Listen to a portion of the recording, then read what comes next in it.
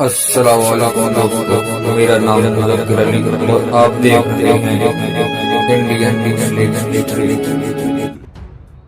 अखंड भारत, ये सपना बहुत खूबसूरत है और ये सपना वही निठल्ले लोग देख रहे हैं जिनके एक हाथ में गोबर और दूसरे हाथ में कटोरा है। इनकी जिंदगी इनके साथ मजाक कर रही है और ये पूरी दुनिया को मजाक में लिए हुए हैं। इनको लगता है कि बस मोदी जी आ गए, अब पाकिस्तान, बांग्लादेश, अफगानिस्तान, नेपाल, तिब्बत, श्रीलंका सब गुलाटी मारते हुए अखंड भारत का हिस्सा बन जाएंगे और फिर बनेगा दुनिया का सबसे बड़ा हिंदू राष्ट्र।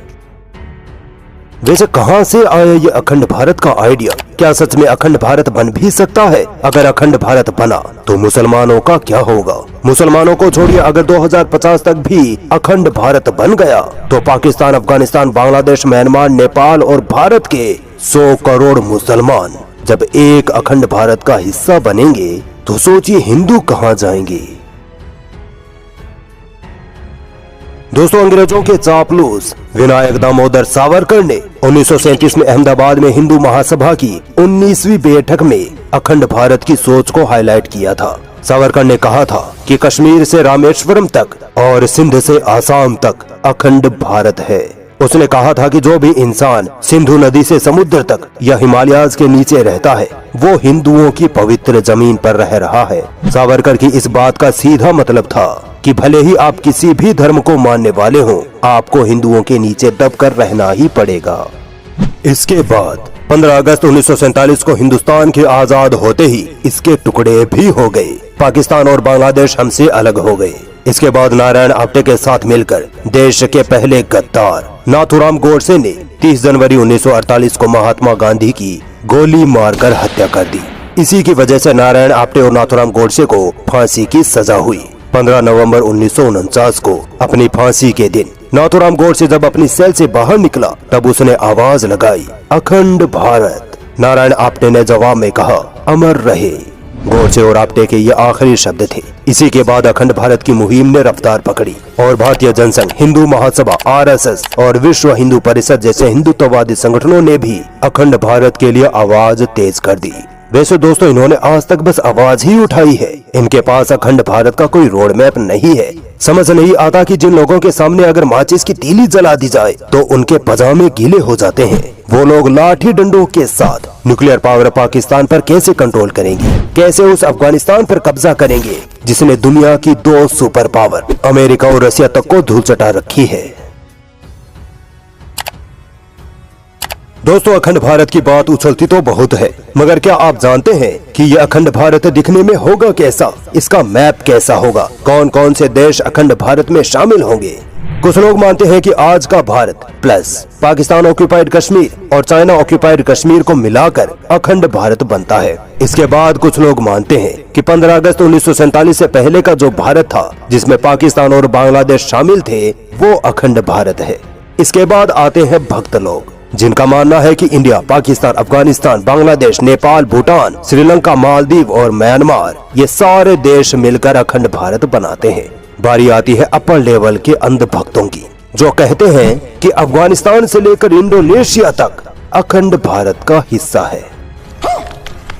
दोस्तों, ये बातें भले ही आपको इलॉजिकल और मजाकिया लग रही होंगी, मगर मैं इस वीडियो में ये साफ कर देना चाहता हूँ कि मैं अखंड भारत का खुला समर्थन करता हूँ। बल्कि मैं ही नहीं, पूरे देश के मुसलमानों को अखंड भारत का समर्थन करना चाहिए। जिस तरह से हमारे हिंदू भाई अखंड भारत के लिए आवाज उठाते हैं, मुसलमानों को तो उनसे 4 गुना तेज आवाज में अखंड भारत का समर्थन करना चाहिए, क्योंकि जिस दिन अखंड भारत बना उसी दिन वो अखंड भारत एक मुस्लिम राष्ट्र बन जाएगा। कैसे? आइए बात करते हैं। दोस्तों, 2011 के सेंसस के बाद भारत में कोई जनगणना नहीं हुई है, मगर 2020 में प्यू रिसर्च ने भारत की पॉपुलेशन का एस्टिमेट लगाया था जो कि 2011 के सेंसस, सचर कमेटी और भारत सरकार द्वारा दिए गए डाटाज पर बेस्ड था। प्यू रिसर्च ने कहा था कि 2020 तक भारत में तकरीबन 15% मुसलमान रह रहे हैं। मगर दोस्तों, ये तो है नहीं कि अगले 2-3 सालों में ही अखंड भारत बनकर तैयार हो जाएगा। इसीलिए चलिए मान लेते हैं कि 2050 तक ये अखंड भारत बन जाएगा। तब देखिए उस अखंड भारत की डेमोग्राफी क्या होगी। प्यू रिसर्च का मानना है कि 2050 तक भारत में मुसलमानों की तादाद तकरीबन 30 करोड़ तक पहुंच जाएगी। पाकिस्तान की मुस्लिम आबादी भी तकरीबन 30 करोड़ होगी। बांग्लादेश में भी 2050 तक 20 करोड़ मुसलमान होंगे और अफगानिस्तान में 8-10 करोड़ मुसलमान हो जाएंगे। 2050 तक सिर्फ इन 4 देशों की ही मुस्लिम तादाद 90 करोड़ तक पहुंच जाएगी। और फिर इन 90 करोड़ में नेपाल, भूटान, श्रीलंका, म्यांमार की भी 2-4 करोड़ मुस्लिम पॉपुलेशन को और जोड़ दीजिए। अब सोचिए, आज की तारीख में जो लोग सिर्फ 20 करोड़ मुसलमानों से डरे पड़े हैं, जिनसे सिर्फ 20 करोड़ मुसलमान कंट्रोल नहीं हो रहे, वो 2050 में 100 करोड़ मुसलमानों को कैसे कंट्रोल कर लेंगे। 2050 में अगर अखंड भारत बना तो 100 करोड़ मुसलमान दलित और आदिवासियों के साथ मिलकर सरकार बना लेंगे और फिर अखंड भारत को मिलेगा देश का पहला मुस्लिम प्रधानमंत्री। आज जो अखंड भारत की बात करते हैं ना, उनका पता भी नहीं लगेगा कि किस कोने में दबे पड़े हैं।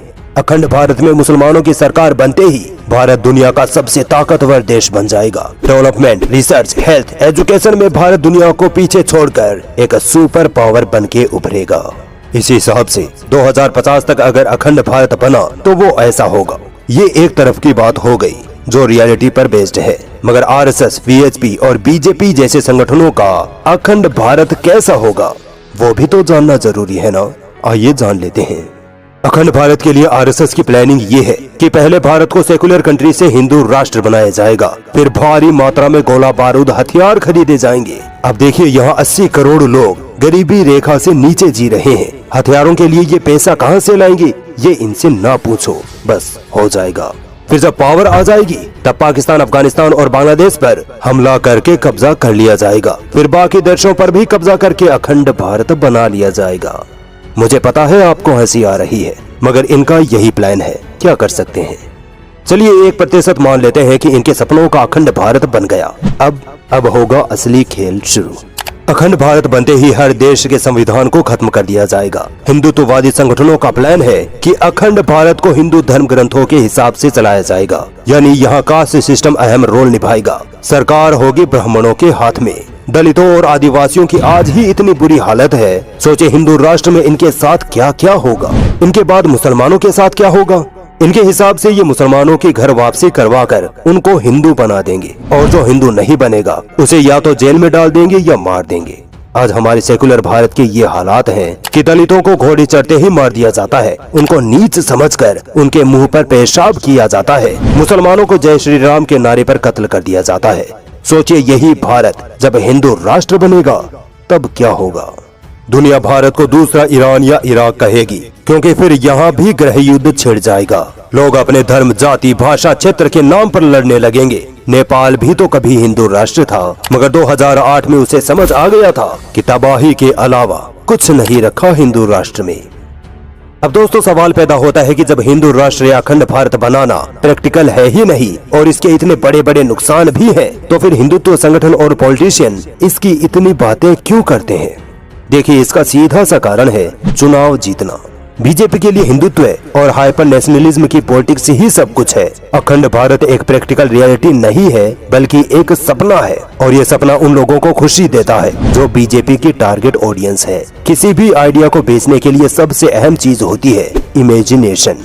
पॉलिटिशियन जब ऐसे आइडिया के बारे में बात करते हैं जिसकी कोई रियलिटी ही नहीं होती, मगर वो उसे मैन्युफैक्चर करके लोगों के सामने उस आइडिया की एक रोमांटिक स्टोरी बनाकर पेश करते हैं, तब लोग धीरे धीरे उस आइडिया पर विश्वास करने लग जाते हैं। सोचने लगते हैं कि आज नहीं तो 100 साल बाद ये आइडिया काम जरूर करेगा। यही आज बीजेपी और हिंदुत्व संगठन भारत के हिंदुओं के साथ कर रहे हैं। अखंड भारत बन सकता है या नहीं, इस पर आपकी क्या राय है, कमेंट करके जरूर बताना।